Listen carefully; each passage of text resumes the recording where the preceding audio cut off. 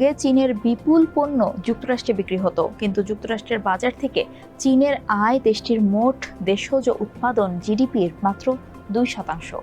এর অর্থ হলো এই মুহূর্তে চীনের শাসক দল কমিউনিস্ট পার্টি যুক্তরাষ্ট্রের সঙ্গে বাণিজ্য যুদ্ধে জড়ানো স্পষ্টত পছন্দ করছে না, কারণ বর্তমানে দেশটি নিজেদের অর্থনীতির বড় কিছু সমস্যা নিয়ে ব্যস্ত।